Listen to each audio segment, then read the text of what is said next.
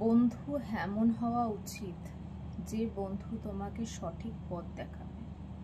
বন্ধু এমন হওয়া উচিত যে বন্ধু তোমার পাশে থাকবে তোমার বিপদে। বন্ধু এমন হওয়া উচিত যে তোমার ভুলটা তোমার চোখের ওপর আঙুল দিয়ে দেখিয়ে দিতে পারবে।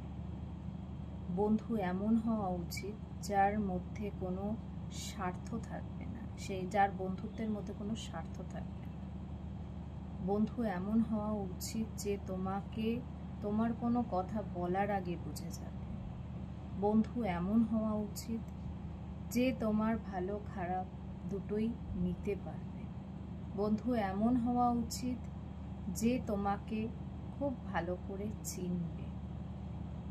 বন্ধু এমন হওয়া উচিত যে সব ক্ষেত্রে তোমার পাশে থাকবে।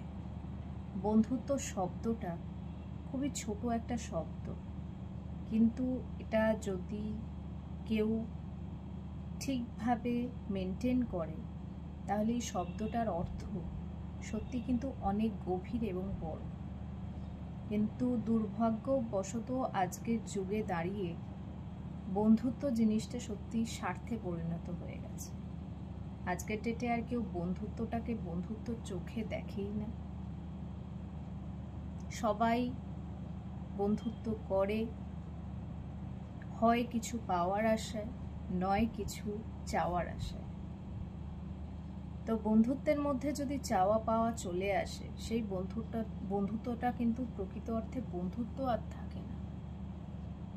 তাই বন্ধু জীবনে এমন আনো যে তোমার পাশে থাকবে, যার পাশে তুমি নিজেকে সিকিউর মনে করবে, যে তোমাকে পাশে পেলে নিজেকে সিকিউর মনে করবে।